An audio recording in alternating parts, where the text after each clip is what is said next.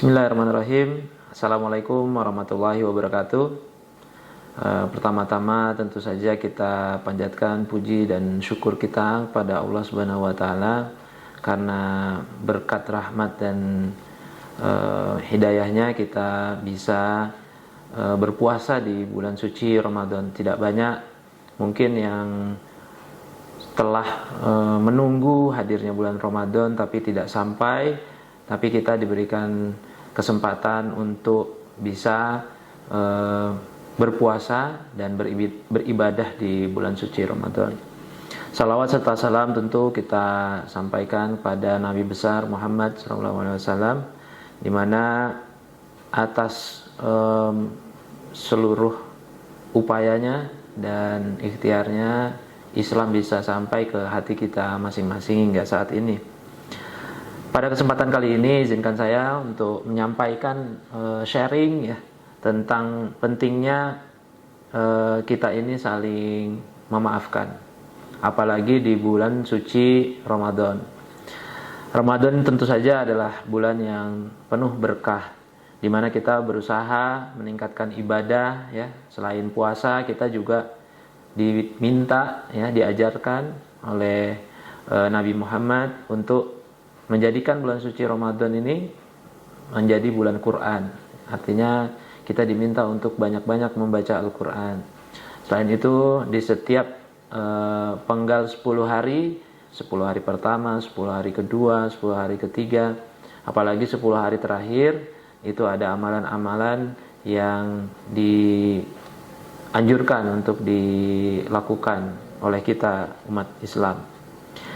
Tapi daripada itu, ibadah-ibadah yang sifatnya fisik, ternyata ada juga ibadah-ibadah yang saling memaafkan ini ya, itu tidak bisa kita lakukan sendiri. Artinya kita harus menyampaikan kepada orang lain ya. Kan tidak mungkin memaafkan diri sendiri, mungkin bisa, tapi kalau memaafkan atau saling memaafkan tentu harus kepada yang lain ya.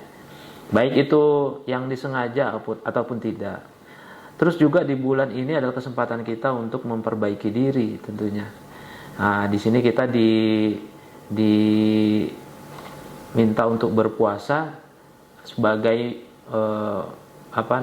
sebagai upaya kita untuk mengabdi kepada Allah Subhanahu wa taala, yang berbeda dibandingkan dengan bulan-bulan yang lain gitu.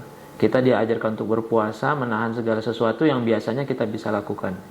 Nah, tapi di bulan ini kita diminta untuk bersabar dengan berpuasa. Nah, ada sebuah kisah yang ingin saya sampaikan pada kesempatan kali ini. Jadi ada sebuah kisah ya, seorang sahabat Nabi Muhammad yang bernama Abdullah bin Amr bin As. Nah, ini Abdullah ini adalah seorang yang sangat tekun dalam beribadah ya. Dia sering berpuasa dan melakukan sholat sunnah dengan rajin. Nah, suatu hari seorang wanita datang ke rumah Abdullah untuk meminta maaf. Wanita itu mengaku telah menyebarkan fitnah tentang Abdullah di antara masyarakat. Ya, jadi mungkin karena ada perasaan pada akhirnya bersalah, dia datangi rumahnya Abdullah untuk minta maaf.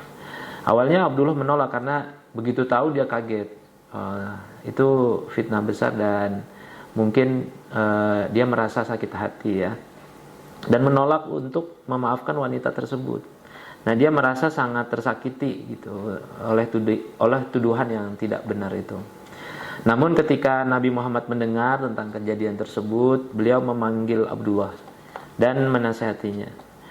Wahai Abdullah, engkau memiliki hak untuk menuntut balas atas apa yang dilakukan oleh wanita tersebut. Nah, inilah adilnya Islam ya. Jadi kalau mau dibalas pun ada haknya di situ.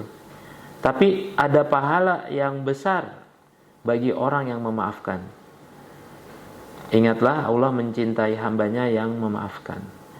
Nah, jadi di sini ada pilihan yang lebih terhormat lagi dibandingkan kita istilahnya kalau pakekeh ya, yang satu menganggap dirinya benar, yang satu menganggap dia salah ya, nggak ada yang mau mengalah ya. Nah, jadi ternyata posisi yang dianjurkan oleh Rasulullah itu ada pahala yang lebih besar bagi orang yang memaafkan. Nah, ingatlah Allah mencintai hambanya yang memaafkan. Dan mendengar nasihat Rasulullah tersebut, Abdullah memutuskan untuk memaafkan wanita tersebut. Dia merasa lega dan hatinya menjadi lebih tenang.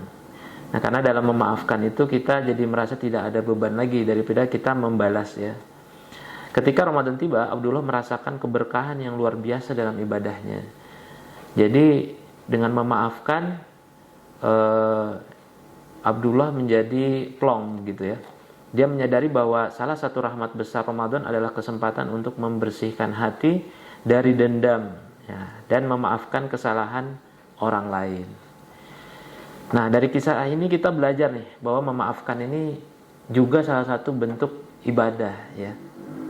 Apalagi kalau kita di bulan-bulan yang lain mungkin mulut kita ini nggak terkontrol ya. Kadang-kadang sambil makan ngomongin orang ya. Nah, orang yang kita omongin itu ternyata mendengar apa yang kita omongkan. Nah, ternyata yang diomongkan salah gitu, bukan seperti pada kenyataannya. Nah, ini kan mungkin saja menurut yang apa ini ghibah atau seperti apa ya, mungkin menurut dia itu hal yang biasa ya, tapi menurut Allah itu sudah dicatat ya sebagai kesalahan membicarakan aib orang lain gitu, dan salah juga yang diaibkan gitu. Nah, jadi Ramadan adalah waktu yang tepat nih teman-teman untuk bisa meneladani sikap mulia dari apa yang dilakukan oleh sahabat Nabi Muhammad, yaitu Abdullah bin Amr bin As. Nah, ini sahabat saja diingatkan oleh Nabi. Nah, ini kita apalagi umatnya ya yang